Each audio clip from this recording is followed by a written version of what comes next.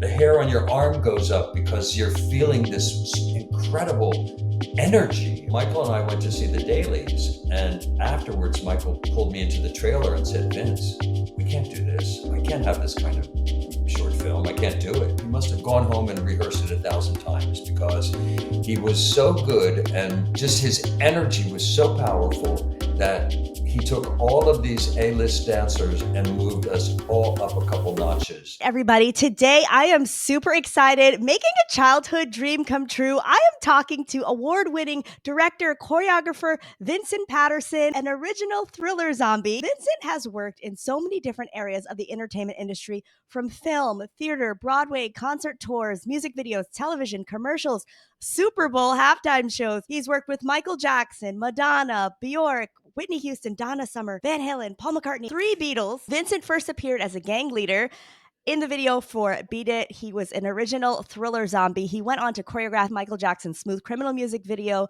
The Bad Tour, as well as choreograph videos for You Wait, The Way You Make Me Feel, Black or White. He directed 1997's Blood on the Dance Floor, MTV 10, the Super Bowl halftime show, just so many things. And his book, Icons and Instincts, the choreographing and directing entertainment's biggest stars, book was released in 2022. And it's an account of his life and his experiences, his journey in the world of dance. Vincent, I am so excited to have you on. Welcome. Thank you, Aisha. Thank you. Thanks for inviting me to come on. Yes, yes. I met you for the first time at the MJ Market book signing, Yeah. and it was so amazing to hear your story. So I was really excited to be able to have you on here today so you could share some of your amazing stories with the MJ Fangirl audience. Thanks. Thank you. So a lot of fans don't know just how much goes into a lot of these projects. A lot of the Michael Jackson projects that we know and love. There's such a huge collaborative effort, and so I want to start out at the beginning. Beat It, right? Is that how you first started working with Michael Jackson? And can you tell us a little bit about that? Yeah, it was. Well, I had to audition as a dancer. I'd assisted Michael Peters, and he was a friend of mine. He choreographed Beat It, and he said, "Listen, I want you to be in this, but I can't pick you to be in it. You've got to audition." So I auditioned, and the fun part was I'd been an actor for many years, and so rather than go in dance clothes and leg warmers at the time and all of that, I just decided I would go in kind of as a gang leader, or so to speak, you know. So I grew my beard a little bit, and I had an earring, and greased my hair a little bit and stuff, and I went in and I danced, and you know, I was a good dancer. So I saw that Michael Jackson was asking Michael Peters, like, "Who's that guy? Who's that guy?" You know, and I'm sure I stood out because everybody else had on, you know, neon colored stretch tank tops and you know, looking like dancers, and I looked like a character. So um, and that's what happened. And then so I got the role, and I worked with Michael Jackson, Michael Peters for 2 days in rehearsal, just going through the combination. It was a small combination, but we did it. And Michael Peters did all the choreography. And then we brought the other 17 guys in and to join Michael Jackson and in rehearsal. And yeah, that's what we did. And it was great. And yeah, he was so shy at the beginning. I mean, I knew him for 18 years, I guess, but at the very beginning, he was so shy and quiet and didn't really have too much to say other than saying that he really liked the choreography and he thought it would be fun. And but he really didn't talk too much. He was very, very quiet for that for the project to Beat It. When we shot Beat It, at the time, I don't know, roles have changed, but at the time, the assistant choreographer usually spent a lot of time with the celebrity or the star because it would be my responsibility to clean up his movement, to be sure his movement was specifically exactly what Michael Peters wanted. And so that kind of creates a more intimate situation. And during the shooting, you know, we spent more time together talking and just getting to know each other a little bit. It was a fantastic opportunity to get to know him, and such a joy to be able to be in that short film, Beat It. I had a wonderful time. It's such an iconic moment too, like the knife fight. And you also reprised that role. You did it again in Eat It by Weird Al Yankovic, right? Yes, I did with Weird Al Yankovic, and he had called me and asked me if I would do it, and I said sure. And I know he called other people and they didn't want to do it, but I thought, why not? This is fun and this is crazy, and it's not making fun of Michael Jackson. It's just, it's a satire, and Michael Jackson always had a great sense of humor. So I told Weird Al, excuse me, I told Weird Al, yeah, I'll do it. I'd love to do it, and so we had fun doing it, and in Beat It, they tied Michael Peters' hands and wrist in mine with a rope or a strap or something, and I had said to Weird Al, listen, I have a rubber chicken at home. Why don't we both hold on to it? The other dancer was named Juba. Why don't Juba and I hold this rubber chicken instead of having our hands wrapped around? And Weird Al is so funny. He said, I love it. I love it. So that's what we wound up doing, holding this rubber chicken while we were having this little knife fight. Ridiculous, but perfect. That is so funny. I wonder if Michael Jackson ever like watched that version of it, because I mean, I think Weird Al's done a couple of renditions of Michael Jackson's songs. Yeah, he did Bad. I think he called it Fat or something. Yeah. And I know he did those two. I'm not sure of the other ones, but I'm sure Michael Jackson saw it. He saw everything. I mentioned earlier how we met at the book signing, but I also saw you a couple months ago at the celebration at This Is Thriller, the event held by Prince Jackson's Heal LA Foundation. Yeah. And it was a big celebration, just celebrating the Thriller short film. And I watched the making of Thriller, and I never thought I would do this with somebody that was actually in the making of Thriller, like the making. And for the first time, seriously, Vincent, I was like watching it and my eyes were on you because I knew you at Oh. that point. And I was like, that is so cool. Yeah, fun times. Yeah. So can you tell us about Thriller? Like, what was your experience like with Thriller compared to Beat It? Did Michael come a little bit more out of his shell?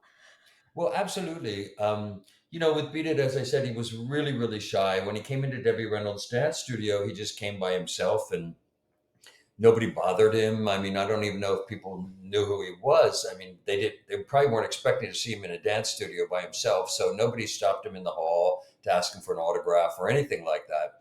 But when we did Thriller, things were a little bit different. He didn't want to do the casting. So Michael Peters, again, who choreographed it, and I assisted him on it and was a zombie. But Michael Peters and I decided, okay, let's call these people that we know and love and invite them to be part of it. So that's what we did. And then we had several days rehearsal where Michael Peters put it together and we taught all of the zombies. And then Michael Jackson came in for just a private learning situation with Michael Peters and myself. He came in the first day and he said, listen, I don't want this to look like ballet. And Michael Peters said, well, it doesn't look like ballet. We'll show you what we did. And we showed him what he had done. And Michael Jackson loved it and started, yeah, that's what I love. That's what I love. I love it. The fans are going to love this. The fans are going to love this. So that was the first day. The second day, he came in full monster makeup. And the three of us had to stand in front of the mirror and make monster faces to each other. That's what he wanted to do. Let's make monster faces. Let's make scary faces in the mirror. So we did that for a while. And then we did the review of the choreography. And then the next day, he came into the room with all the other dancers, all the other zombies, and he was great. And, I would imagine it would be a little bit nerve wracking because Michael Jackson wasn't really a trained dancer. I mean, I think he may have trained some in tap, but other than that, he didn't really train in any kind of, ballet or jazz or contemporary or anything like that. But I'm telling you, he came in that room and he did the combination. He must have gone home and rehearsed it 1,000 times because he was so good and just his energy was so powerful that he took all of these A-list dancers and moved us all up a couple notches in terms of being Wow. incredible performers. And it was so sweet. And when he left for the day, before we went to shoot, he said, "We're going to make history. We're going to make history." And anyway, it was great. It was really fun. Yeah, and he was so right about that, like, probably beyond his own wildest dreams, right? Who could imagine that Thriller would We couldn't become? imagine. We had no idea that would happen. No idea. No Wow. idea. It was amazing for all of us. And now, when you mentioned the choreography and how Michael like just took everybody up a couple of levels, I was going to ask like was collaborating with him different in like the technique or approach in teaching him the dance just because he wasn't formally trained, or did he kind of just like fit in seamlessly in that way? Well, he kind of, I don't know, I mean, the choreography that Michael Peters created for him and all of the choreography that I created him for years later, um, you kind of had a sense of what he could do. And so you didn't give him things like big leaps or, turned out pirouette turns or, things that you would maybe give to other technical dancers. You didn't do that. So you found movement that you thought was kind of pedestrian movement that Michael Jackson could take and make into something special, you know. Mm. And in many cases, not so much with Thriller, but when I started to work with him, and it would be, I would create whatever he did with everybody else, and then give him pockets where he could create his own movement, and his own improvisations or whatever he felt like doing. But yeah, that's how it worked with Thriller, and it was he was just so great, and he worked really hard. I mean, he never asked to make things easy. Don't make it easy for me. He never said that, or don't make it easier for me. He loved what he saw, and he worked hard to make it happen. You know. Wow. So interesting to hear that coming from you because growing up and watching all the short films, I always noticed that Michael seemed to have like a little bit of a different take on some parts of the choreography. And now you mentioned that it was kind of like he had his own time to shine Yeah, in a sense, to yeah, improvise. yeah, exactly. You've worked on so many different projects with Michael, but I have to say, Smooth Criminal is one of the ones that is one of the most iconic works, right up there with Thriller. Some would argue, even better than Thriller. Like a lot of fans love it and love it so much that it actually is one of the few videos on YouTube that has recently reached 1 billion views. I know, a billion. A billion. That's hard to believe, It's just remarkable to me that a billion people have seen my work. It just makes me, I don't know, it's just crazy. I can't even fathom that. It's insane. Yeah, and it's amazing because that's something that like I grew up watching Moonwalker and like learning all the moves in the living room, and like it's just it's got so many memorable parts, and there's Yeah, like that theatrical element to it where it's like it's part of a bigger story. yeah. And I know you tell this this story in your book, but I did want to ask just like about like you being an actor. If people don't know, Vincent is an actor as well, and I know that had to have some type of an impact on the short film. So could you just tell us a little bit about that? Well, yes. I mean, I wasn't trained as a dancer at first. I was trained as an actor and a director. That's what I did. That's what I went. I was acted all through high school, and I went to college and I acted, and I have a degree in directing and acting, and but no dance. I mean, I never did a musical. It wasn't that. It was either avant-garde theater or contemporary theater or classical theater. That's what I love to do. I lived back in the Pennsylvania, in Philadelphia area, and I got tired of the cold, and I traveled with a girlfriend of mine, and we wound up in Tucson, Arizona in January, and it was warm, and we said, let's stay here for a while. So I stayed there, and on my way to work every day, I passed a little ballet studio, and I heard this music, and I wasn't really an athlete because I was just always in the theater. I was a theater mole, and I thought, I don't know much about dance, but maybe if I do it for exercise, it would be a good idea for me. So they didn't have adult classes at the time there, but they did have classes where the girls were like 14 to 16 years old or something. So I took ballet with those girls, and it was really fun because being an actor, I would approach my classes like I was doing a role. So I would pretend that I was being Rudolf Nureyev doing Les Sophies or something, or Baryshnikov doing something, Sleeping Beauty, I don't know. But I would get the books out of the library and I would see what they looked like. And then when I went into class, I would pretend I was that character. So I learned dance much quicker that way because I was kind of approaching it fearlessly without having a goal in mind. I didn't really think I wanted to be a dancer. I was just enjoying myself. And I was also 24 years old. So I thought, I'm never going to be able to be a dancer at 24.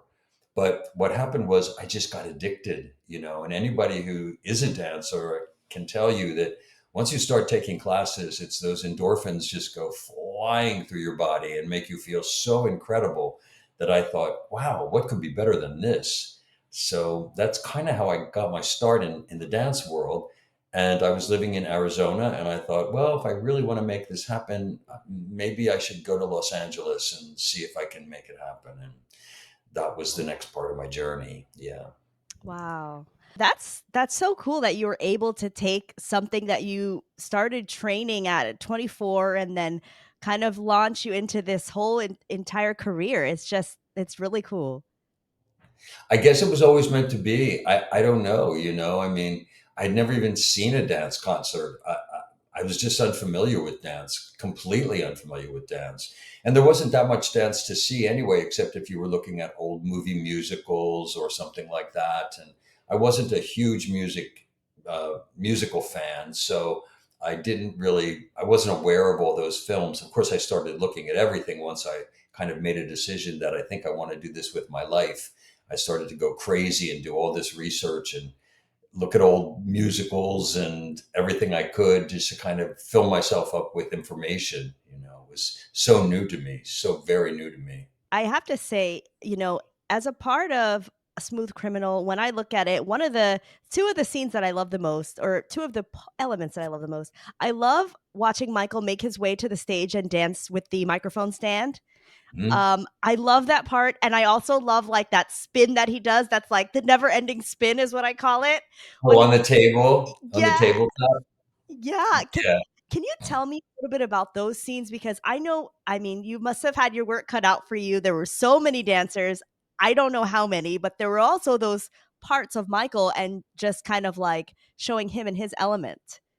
Exactly. But that's what I was talking about before, that like I would create everything from the moment he came in the door, interacting with everybody and all the rest of the choreography that was happening in the club. And then after he worked with the dance with the guys in front of the bar, then I put him up. I said, okay, now you're going to go up on the stage, and through this little section, you're going to do your own thing. Okay. So that's what he would do. He would run up on the stage and then he would do his own thing, and then he'd come back off the stage and he would do everything that I had created with him for him and the dancers. And that's just the way it worked. Yeah. And the table was just one of those crazy things that, I mean, we had him spin. I can't remember if actually we did it through different takes or if we put him on a spin thing, because he could do about maybe 4 spins, but I think we did about 8 spins in that. So Wow. there's a little bit of trick stuff going on there, just a little bit. We may have done it, had him do it a couple times and edit it together. I can't really remember, to be honest with you, but the guy could spin. I'll tell you that. He really could. Yes, and you know what's so funny? Like growing up, my father is also a big fan, and he would always say, like, "Look at the way he spins! Look at him spinning!" He was just so amazed by that, and Yeah, like even now when we watch Michael, he's just like, "Look at those spins, man." yeah, really, it's true. um, so just one more thing with Smooth Criminal before we get into the rest of Moonwalker. The lean. So how did that come about, and how did you feel when you saw that Michael could actually do it on stage? Because that came years later.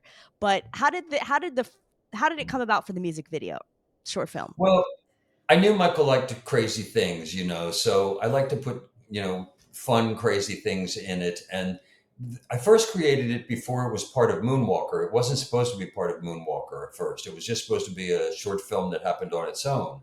And it was only supposed to be about 5 minutes long. But what happened was I started out with a small group of dancers, and I would create something and put them on the stage and on the set there, and take videos and take it home to Michael's place and show him what I had done. And he would say, "Oh my God, I love that. The fans are going to love this. I think you need some more dancers, don't you?" And I say, "Sure, Michael." And he goes, "Well, go get 10 more dancers or 15 more dancers." And I think we had close to 70 by the time it was done. I'm not sure, but 60 or 70, something like that.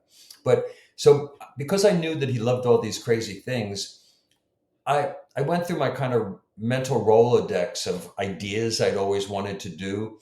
And many years before, um, right after I started dancing, got I wanted to know a lot about dance. So I saw as many dance companies as I could as well. And there was this one company called Palabolus, and they did weird things. They were associated with another company called Momix, and they did all kinds of optical illusion things. And one of the dances that they created was for, I think there were only two dancers, but I can't remember. And they had snow skis on the stage. And so, because they had snow skis and they were in boots and they were clamped into the skis, they could do all that moving around like this, you know. And I thought it was really, really cool. And I was going to use it in a commercial that I was going to choreograph, and then the commercial didn't happen. I was going to use it for all the people were going to be flowers, and they were going to be moving in the wind, you know. Oh, that's So cool. I just kept thinking, I want to do this idea somehow. How can I do it? So I thought Smooth Criminal was the perfect place to do it. And so we didn't do it by clamps in the floor. I did that later when I did the tour, when I did, his solo tours. But we did it with a way that was kind of like an old stage trick where you're wired to the ceiling and this wires go across the room, and these stage hands on the other side with my cue would like release the wires, and the dancers could go forward, and then they would pull the wires, and it brought the dancers back to standing position, you know. And then because they were wired, and we didn't want you to see that, so then later in special effects CGI, they were able to paint all the wires out so you don't see anything. And if you look at the cuts, just as they do, and move to the side, that's when we cut, and then we took took the wires off the guys, and then cut to a wider shot and continued the movement. So it was a crazy thing. That's how they did. That's how we did it. But yeah, the funny thing is, fans, and I can understand why, but fans think that Michael Jackson came up with all these ideas, and he didn't. I mean, I loved him so much. I love him so much. And I'm sitting here looking at all these little crazy Michael Jackson things I have all over the place. And you can see in the background, there's one hanging on my wall. And there's I don't know if you can see that little pillow. Let me show you. This is so cool. Oh, My yes, husband got definitely. me this for Christmas. He found this image that somebody had drawn on I guess it was Facebook or something, and he took the image and he had this pillow made. And look, it's a Oh, beat it, and there's me, and here's Michael Peters, and there's Michael Jackson in the middle, and here we are with our wrists wrapped around together, and yes. isn't it cool? That is Yeah, so cool. I love that. I mean, like, I can imagine the person who created that art, they probably would have never guessed it would have landed in your hands. Someone they actually like. exactly, exactly. I True. don't even know whose it was, and I don't know where my husband found it, but anyway, I'm really happy to have had it. So that's how we kind of did the lean, and Michael just liked these crazy things to happen. And so I thought, okay, this is my first project creating for Michael. And, Yeah. he wanted me to come up with a whole idea. He didn't have an idea for Smooth Criminal. So he just gave me the music, and he said, let the music talk to you and tell you what it wants to be. And I listened to it 100 times at least. And that's what the music told me it wanted to be, this crazy underground club and in the 30s. And it was before it was part of Moonwalker, as I said. So later I had to go back when it became part of Moonwalker. I had to go back and change a lot of things because it didn't end that way. I mean, he didn't have a machine gun because there was nobody he was fighting, and the stormtroopers didn't come around the top of the bill. You see their shadows all coming and their silhouettes. That wasn't part of it. So I had to modify things after that happened, and it became part of Moonwalker. And I also didn't get to actually direct the short film. Michael had asked me to, but when it became part of Moonwalker, then they had to have someone from the Directors Guild do it, and I wasn't part of the Directors Guild at the time. Mm. So the director, Colin Chilvers, came in and directed it. But the good thing was for me, Michael had given me a video camera at the time. They were new back in the 80s. And I would record my rehearsals and take them over to Havenhurst, where Michael lived at the time, and show him what I was doing. So I had all of these um, videos that were basically a storyboard of Michael from the minute he comes in, pretending to flip the coin, doing all the interactions, going up to the stage, coming down, dancing with the girl. The whole entire thing I had already recorded. And that's what Colin used basically as his storyboard to shoot. And so he was really amenable to me being right by his side and telling him what my intention was with the creation of this project. Yeah, Wow. I love that little tidbit you shared about there having been a different ending. What yeah. was the ending? What would it have been if it wasn't in Moonwalker? Um, it was just it basically just ended. I mean, they were doing that and it that's how it kind of wound up. Everybody came in to him and opened up, and he was there, and that was kind of the end of the piece. And also, Oh. what happened is every time I would go to his house and take show him what I was doing, he would say, "I think you need some more music, don't you?" And I said, "Sure, I'll take some more music." So it almost doubled the amount of music from the original song. You know, I think it was about 5 minutes, maybe Smooth Criminal, and I think it wound up being 10 minutes or something for the short film by the time we were done. And that's just because he loved what he saw and just wanted me to keep on going, you know. So Yeah, I think I remember there definitely being like an extra verse when he's up on that. It's like the level upstairs, up. Yes. And the lyrics are different than what you would hear on the album. yeah. And I'm sorry, I'm geeking out over Smooth Criminal because it's just so cool to be able to ask you these questions. Like, what about those moments where he's with the guy, he's shoots the guy, he goes into the wall, and Michael's like, doing those movements, those animated movements. Is that choreography? Is that Michael just like improvising? That's his thing. And also, that was his thing about shooting the guy and going into the wall. I mean, I did have a guy come out there and I was just going to have him Michael punch him and pull him out, knock him out. And Michael said, "Oh no, what if I shoot him and he goes into the wall and he like disappears in the wall?" So, I mean, when he saw the crazy things that I was coming up with, like flipping the coin and you'd see the coin go or the lean, he was like, "Oh, this is really fun." So then he came up with that crazy idea. So that was his idea. Wow. Okay. And one last question. Just now we're on Smooth Criminal, and I'm not sure if you remember this. There's a part where cue ball that he crushes, and then he blows like the dust. Yeah. Where did that is I know it's just such a random moment, but as a kid I was just like, how does someone have the strength to crush the cue ball? Oh, it was a prop. And It wasn't a real cue ball.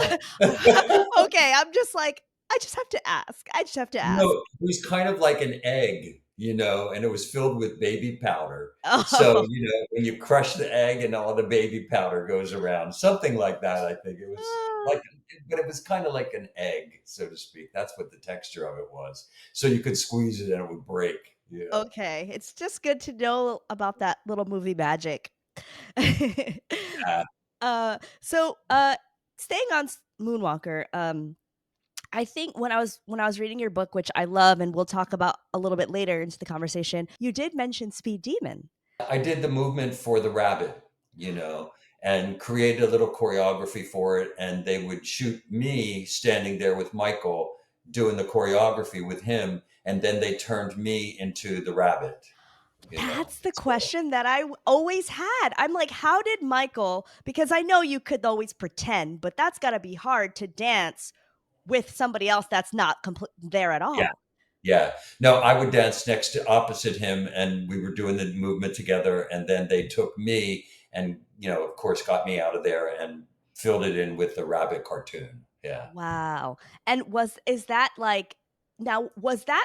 improvisation? Because it almost looked as if it was like a battle between Michael and the rabbit, like a dance Yeah. battle. No, it wasn't improvisation. It was all choreographed, all staged. Yeah. Wow, so cool. So amazing. And just one of those, like, I think underrated short films. I mean, Michael has so many amazing short films, but just the usage of the claymation and all that. It was fantastic. You know, he loved film and he was a film buff and he knew so much about film. And so he wanted every one of his short films to be different and to be experimental and to be something that was unique and that people had never seen. And, and so every time someone, either he would have an idea or somebody would present him with an idea, if he loved it, he was like, yeah, yeah, yeah, let's do it, kind of like that crazy section in Smooth Criminal that's like everybody's before it explodes, the cat walks on the piano and everybody's like doing weird shit. Yeah. Um, that was an improvisation. I mean, as a director, I gave all the cast and Michael like little acting improvisations. And that was an acting improvisation where I said, okay, we're just going to warm up this way by everybody being together, close as you could be. You're all part of the same body, and your arms are part of other people's arms. And I just want you to experiment and ask the question of, Annie, are you okay? And we just did it as an improv. And when I did it as an improv, we had lunch and we came back after lunch, and during lunch, this fantastic group named Ladysmith Black Mambazo from South Africa, a cappella group, came and they were looking to meet Michael. And I said, oh, let's do something. Let's play a trick on him. So I said, get behind the set. And when I tell you, I'm going to give you a signal and I want you to just start one of your beautiful chants. And that's what they did. And Michael thought it was music playback. And anyway, at one point I just said, okay, that's it, cut, that's great. And I brought the guys out and Michael was like, I love this. This is great. Nobody's ever seen anything like this. So I want to do this. I want to shoot this. Let's shoot this tomorrow. This is something the world's never seen. So that's how that crazy little section got put into the middle of Smooth Criminal. Again, that was nothing that was supposed to be there. It was just something that I did as an acting exercise. And Michael fell in love with it and said, let's do it. So we put it in. Why Wow. not? You know? Yeah, yeah, and I love the in there. I think Lady Smith Black Mambazo does a song. I'm not sure if they created it for Michael, but they sing "The Moon is Dancing, Come and See." Yeah, over the credits. Yeah. Yes, and is that? I mean, I'm not sure if you would know about like how they decided like to include that. But was that part of what you're talking about, or was that just a separate moment that? No, that wasn't supposed to be part of it at all. But what happened was when Ladysmith Beckman Busso, I don't know why they were in LA, but they were, and they heard that this was going down, and so they came to visit Michael on the set. And then I guess from that conversation and all, somehow it fell into place that, well, why don't we use one of their songs for the end credit roll. And that's why I think it happened. I don't know if it would have happened if they hadn't shown up for that crazy moment, but I think they and Michael created a little bond, and perhaps Michael suggested it. I don't know exactly how that came about. Okay, okay. That's great. Yeah, I actually went to go see them. They performed at BB King's in New York City. This is going like 10 years ago, and they're Ah, just remarkable. oh yeah, Such a good show and such good music. yeah. So now I want to talk about your book, which I have here, Icons and Instincts. Oh, thanks. Yes. Thank you. So I loved reading this. You share stories about your upbringing, about stories about Michael, but about all of the artists and so many different the projects that you worked on. And I found it to be really inspiring. Can you just Thanks. tell us? Yeah, I'm just curious because I know a lot of people that are watching my channel are Michael Jackson fans, and they've definitely a lot of them have read it. But a lot for the people that haven't read it yet, can you tell us about like what made you want to share about your life and experiences in this book? Well, several things. First of all, during the times I was choreographing, choreographers didn't get much credit, and things have changed, thank heavens, in the last, I'm going to say 5 years, maybe, where choreographers are getting the credit they deserve. But when I was doing it, everybody, even Michael's kind of the people that handled him, let me say, his managers and stuff, they wanted to make the world believe that Michael came up with everything. That Mm. Michael created all the choreography, that Michael created all the ideas and all of these things, which was so totally unnecessary because Michael was so amazing in himself. He didn't need all that extra stuff. But that's just the way it was. And so, even though I like directed and choreographed the Bad Tour, for instance, if you look on the program, it has me down as assistant choreographer to Michael Jackson.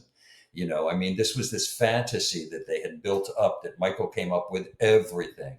And I love Michael dearly. I mean, Yeah. he's part of my daily life. But so one of the reasons I wanted to write the book was that to kind of give myself credit and other people who'd worked with Michael to let them know that they don't need that credit. Michael, he didn't need to be called the choreographer.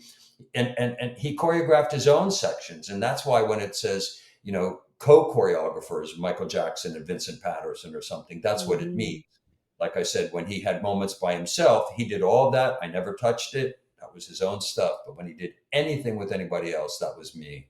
And that was the same thing with the other choreographers as well. So that was one reason I wrote the book. The second reason I wrote the book was, oftentimes people look at someone like myself who's had a nice amount of success and they think, oh, it was so easy for him. Oh, it just fell into place. It just all happened. And it was just luck. And Mm. I wanted to let people know that no, luck has something to do with it, of course. But, there's a lot that goes into being good at your craft. It means studying, it means going through a lot of difficult things that life throw at you that want to move you off your path and that you have to struggle to get back on it and stay focused and all of that. And whether it was death of best friends or difficult family life growing up. I mean, all of these things make you who you are. But I wanted people, especially young artists who were interested in being choreographers or directors, to understand that if you really want to do it, you really have to work at it.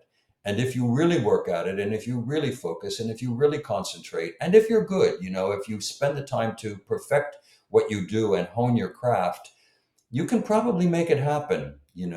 I think it's a little more difficult now than it was 20 years ago because there's dance has exploded. And, I mean, when I was a dancer, I would go for an audition with maybe 100 guys. Now I don't choreograph anymore, but my last jobs that I did when I would call for men to come in for me to look at male dancers, I would see 1,000 people. Wow. Yeah, I mean, it's crazy. So dance really exploded and a lot more people said they wanted to be choreographers. And so I wrote the book for those reasons. And also because everything that I've done choreographically, I brought my acting and my directing knowledge to it. And I wanted people to know that if they really want to do this, if they really want to become a director, if they really want to become a choreographer to work with actors as well as dancers, then maybe they should go take an acting class and find out what that's about so that you have the vocabulary to be able to talk to an actor and even talk to a dancer. I mean, I'll go back to Smooth Criminal for a second, but I I gave so many acting exercises to the dancers. They had to write their own biographies. They had to come up with their own name. When they went Wow. onto the set, they were only allowed to call each other by those names. When they left the set, they could become themselves again. But and I think that the beautiful thing is that it shows any shot you see on any dancer in Smooth Criminal, you believe that they're a character in that piece. You believe they're a character. You don't see one person where nothing's going on in their mind. Yeah. There's something active all the time. And that's because I approached it as a director, and gave them all these acting exercises. So the characters that they portrayed were really important to them. And it came from their inner workings as well as what I put on them from the outside. So yeah. So all of those reasons I wanted to write that book and for credit, for talking about what choreographers don't get and what they need. And thank heavens, I spent a whole chapter talking about the importance for choreographers to have a union. And now there is a new union that has started for choreographers in the electronic media called the excuse me, called the Choreographers Guild. So yeah, good things happened, and yeah, I'm really happy that I wrote it, and I've gotten so many beautiful responses from people who said, I didn't know what this book was going to be about. I thought it was maybe just going to be about Michael, and it's about so much more. And it's given me such a broader perspective of the business, as well as just working with Michael or Madonna or any specific artist. And that was my goal, just to let people know that if you want to do it, it takes hard work. It doesn't just happen. It doesn't just fall in your lap. And also that you have to be prepared. Don't wait till somebody asks you to do something to go and start to play around. If you want to be a choreographer, get into a studio, work, get some kids, get some dancers, practice, make some stuff happen, experiment, find your voice, find out who you are as a choreographer, what you want to say as a choreographer. So yeah, all of those reasons, and I'm really happy that I did it. It was a long, hard several years putting it together, but I'm really happy about it. And it's now it started in French, and then it became English, and then it became European Spanish, and now I'm working with the head of the Michael Jackson fan club in Chile because he wants Oh, to do it in Latin American Spanish. So it'll be the book is in four different languages soon, which is wow. crazy, just absolutely crazy. Yeah, that's fantastic. And it's so interesting to just read about how all these different projects came together from your perspective and like get that behind the scenes because what you said earlier is so true.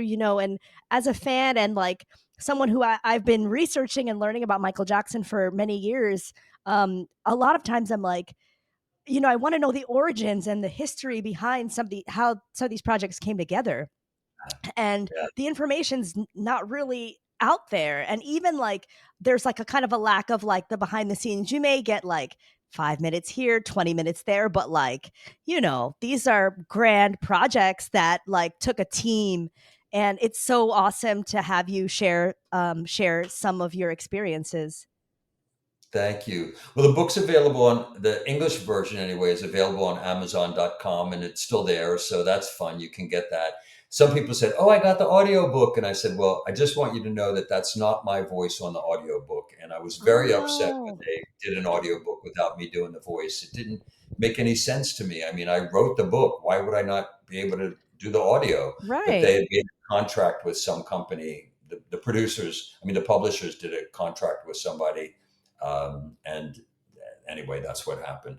But no, Oh. it's very special to it's not like a gossip book. It's not that kind of book. It's really about what you mentioned just now, Aisha. It's about letting people into behind the scenes. How does this really work? And how does it really work? How does it really come together? And then you see that it takes a lot of people to make this happen, and a lot of energy, and a lot of beautiful energy.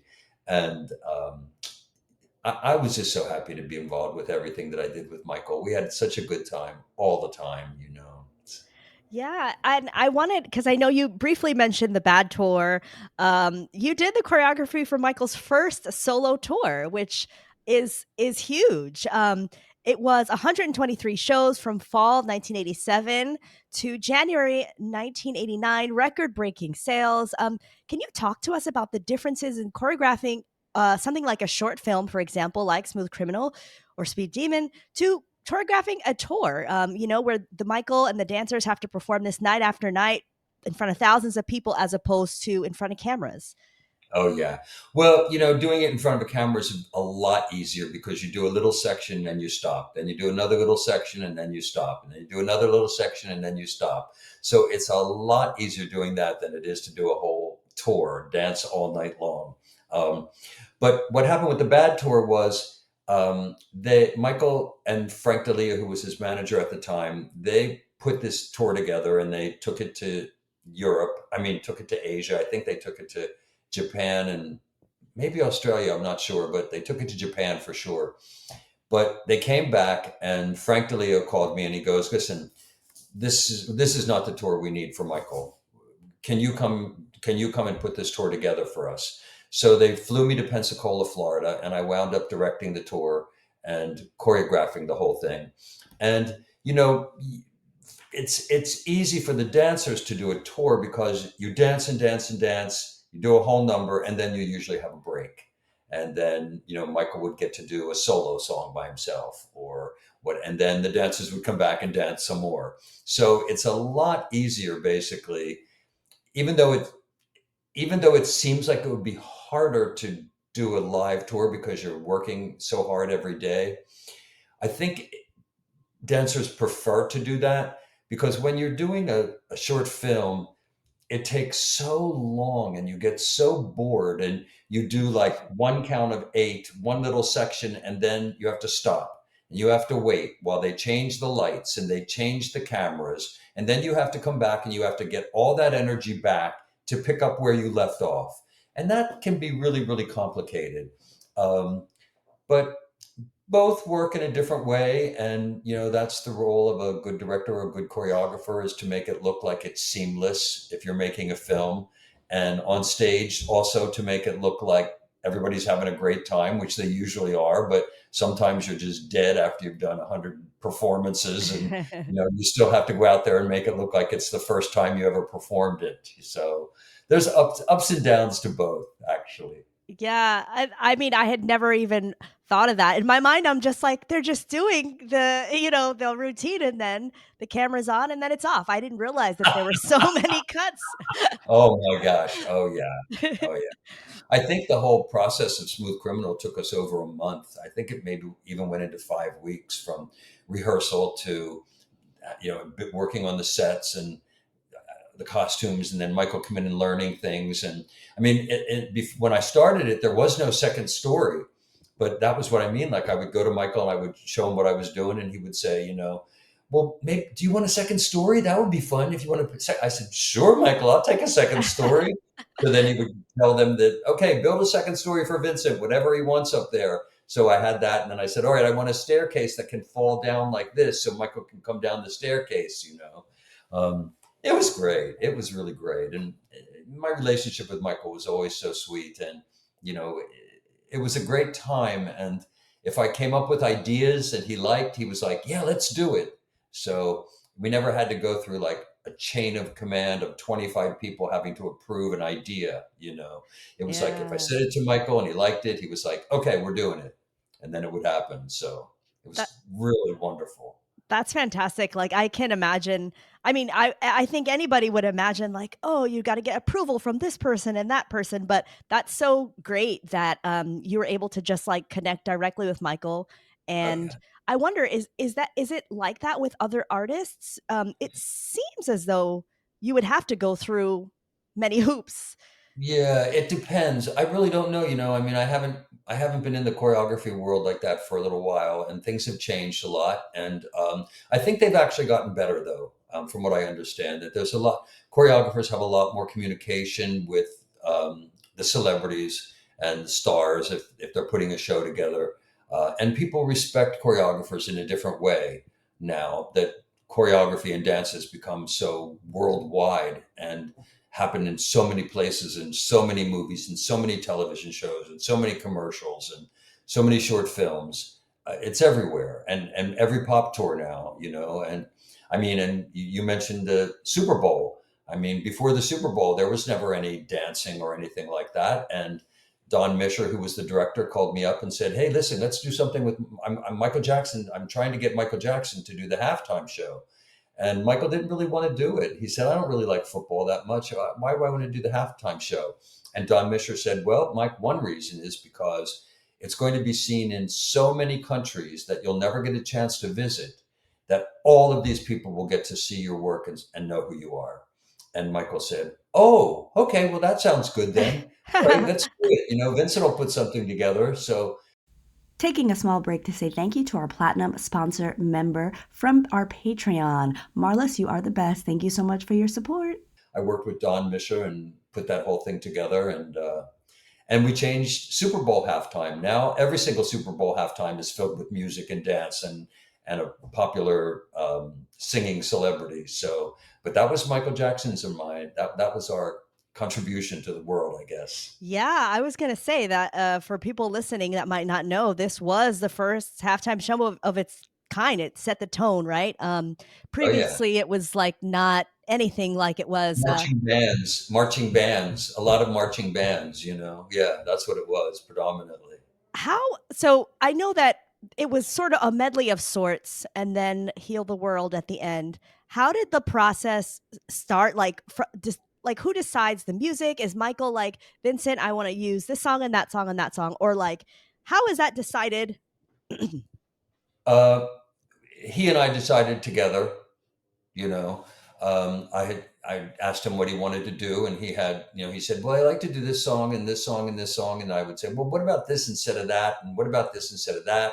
And then we both decided, he was really into Heal the World at the moment. It was just beginning, the Heal the World Foundation, and he said, I want to really wrap this up with Heal the World. And I said, okay, well, that sounds great. Well, what about if we bring a bunch of kids on the field, and they all surround you, and you do this whole thing, because that's what it was about. So it was really a collaboration with the two of us. But a lot of those ideas were, again, mine. Starting at the beginning with the impersonators appearing way up in the top of the Super Bowl, and you kept looking. Oh my God, there he is! No, there he is! No, there he is! No, boom! He comes out of the stage. There he is. There's the real man. And Um, oh, sorry, go ahead. I don't want to cut you off. Oh no, it's okay. And like all the cards, all around the whole thing. I first did that as a rehearsal with all of the fans that were in there. They were, we did it at the beginning before the Super Bowl began, and we did one. And I played Michael, and I stood there with the little pointer, and I went around like this, and everybody got to turn them around. But they didn't have the pictures at the time; they just had blanks, because they didn't want to tell everybody what was going on. So Oh. then before the show started, it was distributed, and had the pictures, the little pieces of a puzzle to put together. So when they all lifted them, it created that whole chain of young kids around the world holding hands. So yeah, that was it was always so much fun with Michael. I'll tell you, it was great. What was like the best part about working with Michael, you think? Like what did you enjoy the most? Hmm. Well, you always knew that you were going to do something that had a lot of integrity. You also knew that there was the money there, that if you had an idea that was really, really good, that it would happen. And I just, I mean, we really liked each other. That was it. And so, we would be in rehearsals, and we'd be focused like lasers, working, working, working. And then one of us would crack a joke, and we would laugh so hard that we'd have to run out to the bathroom to pee, because we couldn't, so it was like that kind of relationship, like really true friends. And, I saw that he had so many people grabbing him in so many different directions for everything. Everybody wanted something. So I never really tried to push to hang out with him outside of rehearsals or work and stuff. I just thought, I don't want him to think that I just want to, that I enjoy being with him because I want another job. I Right. didn't, I never wanted him to think that I wanted something. And I never did want anything from him other than when we were working together. Um, and so it, we just had a great time. Every time we got together, we had a great time. And like I said, we would laugh and laugh and laugh and work hard, hard, hard, and we became friends in that way, and sometimes shared really intimate stories about our lives, and that weren't always happy, but he had someone to talk to, and I had someone to talk to, and yeah, it was a very special relationship. Oh, well, that's beautiful. And I just always love hearing your stories and just it's just so heartwarming to know that like, when Michael was on set that he could, talk with you and have fun and like have those moments cuz I could imagine as his career progressed there must have been like high pressure on him to like, you know, Oh keep yeah. breaking records and making the money and all of that. And what, the bigger you become, the more people you're surrounded by, which means the more money you have to keep putting out. And, it was a little hard towards the end of our relationship, because not between us, but getting him there for rehearsals and stuff. I think he was just so tired. And, he would call me up to do like Blood on the Dance Floor, for instance. And I would say, Michael, I'll do it, but you have to promise me you're going to show up for rehearsals. I said, because we're going to have a lot of dancers and I just don't want them sitting around waiting and you don't show up. And that would happen where he wouldn't show up, and I'd call, and his people would say, oh, he's going to be there in half an hour. And then an hour would go by and I'd call back, where's Michael? Oh, he's going to be there in another half an hour. He wouldn't show up. And I'd call Oh, back and I'd say, look, stop doing this to me. Either is he coming or is he not coming, you know? yeah. And then sometimes he would come and sometimes he wouldn't. And then finally he would get on. I said, get him to call me. And then he would call me and I would say, Michael, you're, you're bad. And he goes, I'm not bad. I goes, yes, you are, Michael. You're being bad. And he goes, oh, Vince, I'm just tired. And I said, well, okay, but then you shouldn't have said you wanted to do this short film. Right. I'm committed to doing it. I've got a room full of 20 dancers here sitting waiting for you. Get your skinny little butt down here right now and work. And then he would go, okay, I'm coming right now. And then he would come down. And then, of course, we worked hours more than we were supposed to, but nobody minded it, because once he came in the room, it was always such a joy and everybody had so much fun with him. And Oh, he yeah. had so much fun being with people, because he knew the dancers didn't want anything from him. So whenever he came into a rehearsal situation, he knew he was in a safe place and he knew that he wasn't going to be bothered. And I wouldn't let his people come in and bother us. I said, look, once he's in here, these doors are closed. You're not allowed in. So, and that was good. He loved that because it gave him that freedom to escape all those people that were grabbing him for 1,000 reasons, and just let him do what he loved to do, dance and be with dancers and sing and, do his thing. Yeah. I really have to say I love Blood on the Dance Floor. I love the salsa dancing and like just the whole feel of it. Like it just feels so different than anything else Michael had ever done. And I always wanted to know, so now I would love to ask you, how did that concept come about? Like the whole vibe. It's just so different. Well, I had done the movie Evita, and I was in Argentina, and I love salsa dancing, but there was this one dance called the canchenge, and that's the dance that they do in there. It's called the canchenge. It's kind of like a Oh. rumba salsa, and so, um, and I wanted two things to happen. I didn't want Michael to be in all these buckles and fancy clothes. I wanted him to look hot. I wanted him to just look like a really hot, sexy man, like I knew he was. And I wanted him to dance with a girl. And because the story is Annie, are you okay? It's driven by his trying to find this woman again. And so I thought this is a great opportunity to, first of all, um, get him dressed and looking so hot, like another kind of Michael that does exist there. So I wanted that to happen, and I didn't want to do a big dance again. We had done so many in every single short film. I wanted to try something a little different, and I wanted him to dance with a beautiful woman. So I thought this is a perfect opportunity to introduce the canchenge and some salsa and get him dancing like that. And he loved it. He loved it. He had never done any kind of partner dancing before. And it's funny. It didn't take off as much in the United States as it did all around the rest of the world. All around the rest of the world, it was number one.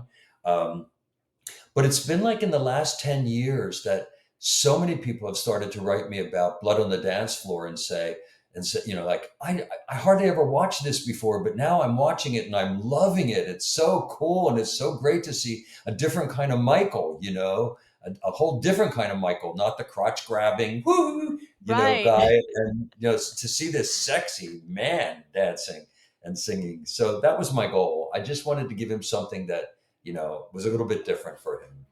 Yeah, it's such a great short film to watch and rewatch because there's so much going on, like with him in the chair, and I think Sybil Azur, is that how I pronounce her Yes, name? Azor, yeah. Yeah, she's on the table with her heels, and he's kind of interacting, and he's looking at the camera, and then my personal, like, I love this, is him interacting with those shakers, the Oh maracas. yeah, the maracas. I thought that was just so cool, and just the lighting and everything with that was just, it's just great.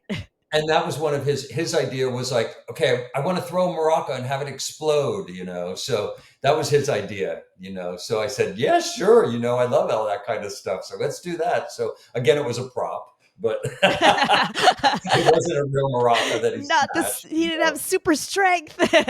exactly. Oh wow.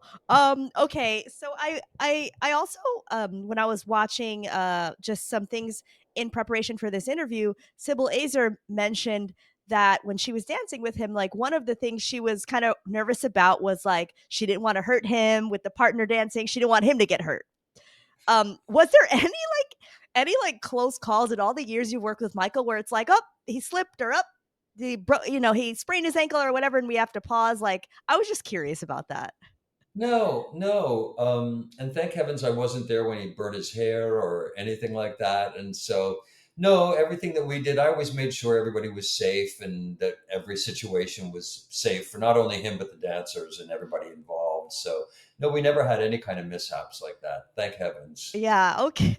I'm glad. I'm really glad because when she mentioned that, I was like, I'd never, as a fan, you're just watching and you're like, Michael is gonna dance. He's never gonna get hurt. You never really think of that.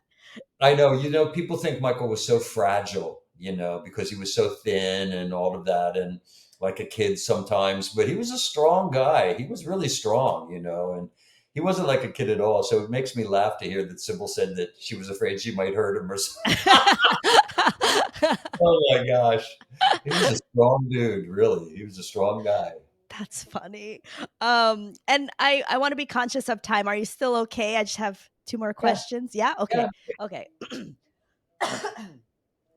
Okay. So I want to rewind a little bit and go to Black or White. Okay. I the other night, and you've met him before. My husband Greg, he's also a big fan, and he was just like, you know what? Let's get out this Dangerous Short Films Collection DVD. We still have a DVD player, and we were like, let's watch it. And one of the first things we notice in the behind the scenes, John Landis says, our choreographer Vincent, he had this great idea to have Michael dancing with the ethnic dancers in these different scenes. And I just wanted to say, like, you looked so joyous and so happy, like just like grooving, watching like everything happen and go down. And it just looked like you were having so much fun. So I wanted to mention that. Thanks. We did. Well, what happened with that was John had John had created this kind of just solid gray background. And we shot all of the ethnic dances against this solid gray background. And Michael and I went to see the dailies. And afterwards, Michael pulled me into the trailer and said, Vince, we can't do this. I can't have this kind of short film. I can't do it. He said, my fans expect more from me than dancing in front of a gray wall. This doesn't make any sense. I can't do this. And he said, what can we do? And I said, well, why don't we just think about putting everybody in different locations, crazy locations, we can put the Indians out in the fields with the rocks and everything and natural, and we can put the Cossacks in front of a Russian background that looks like crazy Moscow or something, and do it like that. And that's what we wound up doing. He and I sat there and created all these ideas of where we could put these people. And then we called John Landis into the trailer and said, John, and then Michael said, I can't do this. I can't do this with the gray like that. So Vincent and I have these ideas, and John was like, well, they sound great. Let's do that. So then we reshot all that stuff, every piece of the ethnic dances in a different situation. And yeah, and then I had that idea at the end with the Cossacks, that when they finish dancing, that you see that they're actually inside of one of those snow globes that this little baby's shaking. So that's why they're all going like this by the end. And yeah, we had fun. I mean, we're always just whatever our crazy minds would come up with, we kept thinking, yeah, let's do it. If we can do it and we think it works here, let's make it happen. So that's what we did. Yeah, it's so cool to hear like how all of that came to be. And one of the things I noticed too is like when Michael's I forgot what it's called, if it's a bridge when he's saying when he's singing and he's walking through fire. Excuse me, when Oh he's yeah. walking through fire. Now, is that something, and I saw in the behind the scenes you're telling Michael like go this way or that way. Is that something that you even have to choreograph just to make sure that it's like captured by the camera correctly, or No, that was all John Landis. That was all John. oh, Michael's on a treadmill and he's just walking on the treadmill, and that was just a green screen behind him. And then later they put the fire back there. There was no fire when we were actually shooting. It was just a green screen, and then they later in post put the fire all through it. got it. Okay. So it's he was just, I guess, improvising, walking, and Yeah, then okay, yeah, okay. I was because it's so interesting. Like sometimes you hear, when people are choreographing commercials. Like I've know you've done so many commercials, and like it seems like so much of the movement that you would think would just be a natural movement is actually, in fact, choreography. it is. And I was always there. I mean, Michael wanted me there for everything. So I was there for all of those moments so that, and he would say, "Do you have any ideas? You have any thoughts or anything?" And I would say, "No, no, no, it's going great. If it was going great, it was going great." I had no reason to say anything other than, yeah, two thumbs up. So, but no, that's all his improvisations, his all what comes out of him. Cool. Okay. Yeah. And then just also on Black or White, or actually any of the projects that you worked on, I've always heard as a fan that like Michael was one way behind the camera, and once the camera started rolling or once he got on the stage, he was like a whole different person almost. Did you find that to be true as well? Oh, absolutely. Um, I could say Jekyll and Hyde, but I don't mean that because Hyde was not a nice guy. But Right. anyway, but he was like this. Yeah, he was like this shy, just very quiet, very shy guy.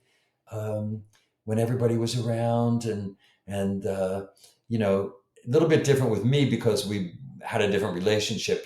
So I mean, we spent a lot of time laughing and things like that. But when he was with a group of people, he was so shy, and then the second, I mean, that music started, whether we were in rehearsal or whether we were shooting, or even not when we were rehearsing shooting on set, he wouldn't go full out. But once the camera started rolling, it was like he was a monster. He turned into a monster. I mean, a positive monster. I mean that in a good way. Right, right. It was like you could just feel this energy, just sparks like shooting off him. I remember in Beat It when I danced next to him in the rehearsal. I felt something like a vibe coming off him that I had never experienced with anybody else I'd ever danced with.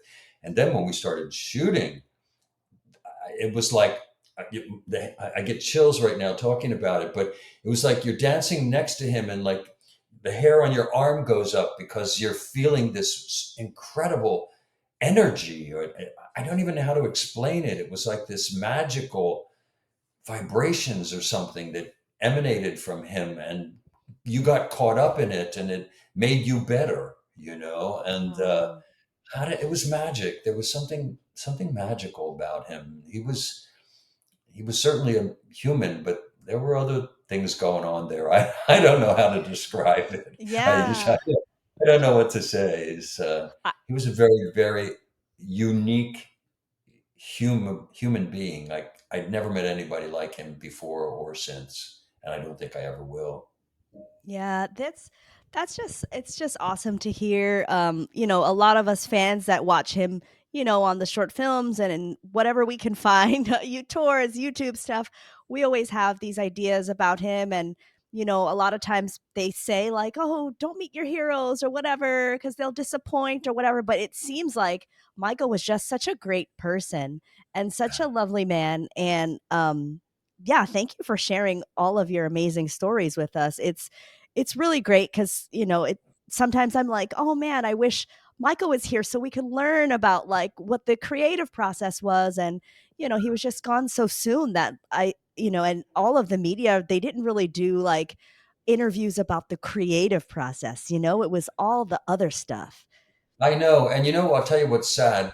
Um, we Michael had a team that shot us, and I had a mic through every rehearsal that I ever had with Michael after Thriller, from Smooth Criminal on.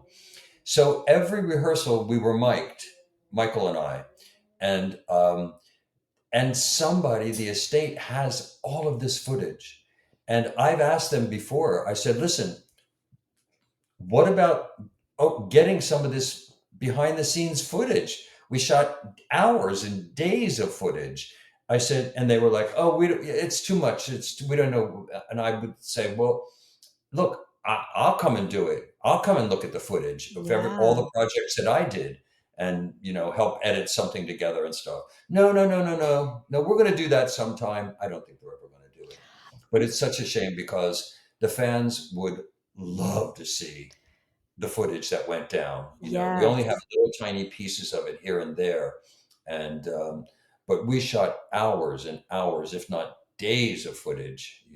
And we were constantly mic'd. So all of this Wow. exists somewhere. I don't know where, but We it need is. it. I know. Tell me. I'd love to see it. Yeah, it's just so I don't know, it's just so hard because, you watch things over and over. Like, I've watched certain things over and over, and I'm like, I still want more. And, like, Yeah. knowing that it's out there somewhere and that we haven't gotten it yet is just like, oh, Yeah. it's so frustrating. Yeah, I know. Frustrating for me too. I'd love to see some of those Right. sessions that Mike and I did together. And the couple of them are out there, a little bit of us rehearsing in Smooth Criminals out there, and just a couple little moments here and there but, and most of that is stuff that I recorded myself Mm. for my own purposes and then shared after Michael passed. But, I hope they um, do release more of this, and I can just in my mind I can imagine, like, having you and some of the other dancers that participated, and just like have, like, a retrospective looking back at some of those moments, and having you look at the footage and talk about what was going on. Like, that would just be such a treat. oh my gosh, it would be incredible. It would be incredible. Now, my only hope is that perhaps, they have the biopic, the big Michael Jackson movie that's coming out, supposed to be coming out later this year. My hope is that after the biopic, there's like this resurgence of interest and everything. Not that there isn't already, but I hope that it really catapults everything Michael Jackson brand, and that they're like, hey, we've got to revisit and release this stuff. Yeah, I hope so. That would be fantastic. So many people would love to see it, you and me included. So there's Yes, two. yes. And even my 2.5-year-old, she loves Smooth Criminal, loves it. Oh, And she oh, often asks me whenever I'm like, okay, we have to turn the TV off because you know how kids are. They get so focused on TV, they want to keep watching. And I'm like, no, we got to turn it off. And she's like, I want to watch Michael Jackson. I want to watch Thriller with you, mommy. I want to watch Smooth Criminal, mommy. Very hard to say no to that. very hard to say no. I'm sure. I'm sure. So the last question I want to ask you, and again, thank you so much for being here, because it's just such a great honor to talk with you. And your so many of your projects and your work have been part of the fabric of my life growing up, and now Oh, passing it on to the next oh, generation. The biopic. The fan community is buzzing. We're all super excited about the biopic. I want to ask you, are you excited about the biopic? Have you heard anything about it? Are you excited to see it? yes and no. Um, I like the musical. There's things that are in there that are not accurate. The MJ the musical. There's stuff that's just not true, and it irritates me when there's so much. You don't have to not tell the truth, for it to work. So people make up these fantasies, and then people start believing those fantasies. And so I don't know what to expect from this. Prince called me and invited me to come down, Michael's son, and I went down with Renee, my husband, and Jennifer Batten, who played guitar with Michael. we went down and watched them filming one section of the Victory Tour, the recreation of the Victory Tour. Mm. And it was very interesting to watch. And I'll tell you, I got a lot of chills um, watching the guys up on stage really look like the Jackson Five. And I mean, at times I really thought I was watching Michael, and it just kind of freaked me out a little bit, you know. Wow. But but you know what? Again, you going back to choreography. They never called me. They didn't contact me to recreate my own choreography. They brought in other two choreographers who had nothing to do with the creation of these pieces. So that's Right. upsetting. You know, that's upsetting. And I don't know if what they'll do is, you know, make my work look good or not look good. They weren't there. They weren't even part of my creations. They weren't even part of the dancers that as I was doing these projects. So, you know, I have mixed feelings about it. I mean, it's always nice to see something about Michael, and it always makes me happy when more and more people become his fans. And that, of course, I mean, he was an incredible artist and a genius, so that makes me happy. I just hope that they stick to the reality of a true script, and they just don't start creating stories that have nothing to do with anything, and then a billion people see it and they think that that's the truth when that wasn't the truth. So I've just seen so much of that happen that I have mixed feelings. On the one hand, yes, I'm very excited. On the other hand, I'm a little bit, I'll wait and see, you know. So I can totally understand that. And like yeah, I mean, I can imagine that be frustrating. Like they, especially with you there, and you created so many of these cool ideas and things that became iconic. So like they should be tapping everybody that was actually involved to make it as authentic as possible. But like in Hollywood, they make up the scripts and they I, make things to make it more interesting. But exactly. like you said, the flip side of that is now people may come off believing, oh, Yeah. that, this happened, or make someone like, a part of something that they weren't. Yeah. Um, so that's Changing the facts around to make the story more interesting or something, you know. And right. I don't know. I'm not saying that that's going to happen. I'm really not saying that at all. But I'm just saying I'm going to reserve my judgment till after I see the movie. Okay. Yes. I think we all are excited and hope for the best, but then we don't know what to expect. So Exactly. yeah, exactly. I'm excited to hear about Jafar, like, and how his performance, everyone has said that he's just like really embodies Michael. So that's what I'm Well, I'm telling you, when that's what I meant. When Jafar was up there doing Michael, I laughed. I'll tell you, this is a funny story, but I said to my husband, I said, well, Jafar's butt is a little bigger than Michael's, but other than that, because Michael had that skinny little butt, you know. I said, but other than that, I said, he's unbelievable. I said, I keep thinking I'm looking at Michael. I keep thinking I'm looking at Michael, you know. So, wow. but anyway, that was funny. I said that. So his Uh, butt is a little bit bigger, but I know, right? Not exactly accurate. Michael had that skinny little butt. So Yeah. It's so funny because like when I look at the costumes, like I've been able to see like at some Hila events, for example, the costumes and stuff, and I'm like, wow, Michael was like so slim and slender. so skinny.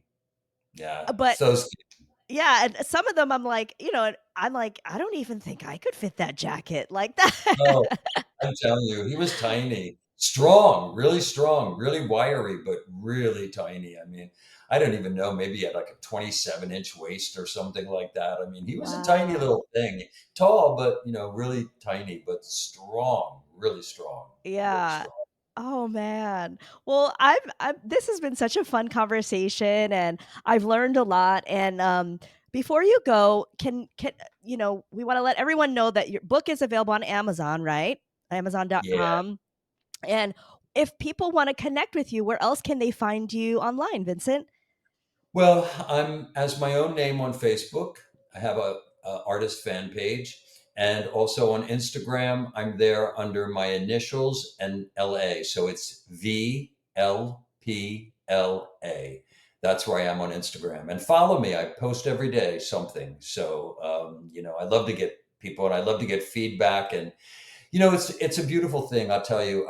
I did a interview last night at Soho House here in Los Angeles, and um, I told this story, and I think I'll share it with you guys too. That um, I get so many Instagram messages and Facebook messages from people who are a little older now who said that, the choreography that I created for Michael saved their lives. That, there's like some young, I get a lot of messages from young gay guys who said, my parents deserted me, my family would have nothing to do with me, I wanted to kill myself, and I would go down and watch Michael Jackson's short films, and I would teach myself the choreography, and I would feel worthwhile. I would feel like I deserve to be alive. And you know you don't realize as an artist when you're creating these amazing pieces that they're going to have that kind of effect. I mean, you think, oh, people are going to enjoy them and they're going to love them and all of that kind of stuff, but you don't realize that there are people who need them, and because of these moments with Michael, people didn't kill themselves. They Yeah. kept on going. And Michael and Madonna, I have to say, I get a lot of people writing me about the work with Michael and Madonna, and boys and girls, men and women, and how the music and the choreography saved their lives. And we don't think about that. We don't think about that. And I never had thought about that at all until I started to get Facebook messages and Instagram messages from people all over the world, all over the world. I mean, my book even, I received a letter not too long ago on Facebook from a woman, young woman, 21 years old, who um, she was in Iran and she wanted to be an artist, and someone had smuggled my book to her, and she read the book and she said she was so inspired that she left Iran and she moved to, I think she moved to Saudi Arabia, because there was much more freedom for women there and she could be an artist there. And she said if she hadn't read the book, that she probably wouldn't have had the nerve to believe in herself and believe that she could do this. And so it's just a word to say that we never know the things that we say or the things that we do in life. We never know who's listening or who's paying attention or how they can affect people. So I'm not saying be careful with what you say and what you do, but just know that we all have the power to make change and bring change into the world. And that was so much about Michael. He wanted only good in the world, and me too. And so I'm really grateful for all the time that I had to spend with him and all the lessons that I learned from him. And I hope he learned a couple from me too. Yes. Well, I just have to say on behalf of so many Michael Jackson fans like myself, thank you for all of like the amazing contributions and the ideas and all of the impact that you've made on our lives truly. And yeah, just thank you. Well, thank you, Aisha. Thank you for asking me to be on here. I really appreciate it. Yes, absolutely. And I hope to see you again soon. And I'll be following you. Make sure everyone that you're following Vincent on Facebook, on Instagram, and go and get this book. And let us know in the comments below. Have you read the book already? What are your thoughts? What are your favorite parts? What are your favorite stories? And until, Yeah. yeah, share, right? And if anybody, and if you do read it, I'd love, write me on Facebook or send me a message on Instagram and let me know that you read it. Let me know what you thought, good or bad, or what were your favorite parts, as Aisha just said. So I'm really curious about that. Cool, cool. Well, all right. We'll see you guys next time. Bye Thank you. bye.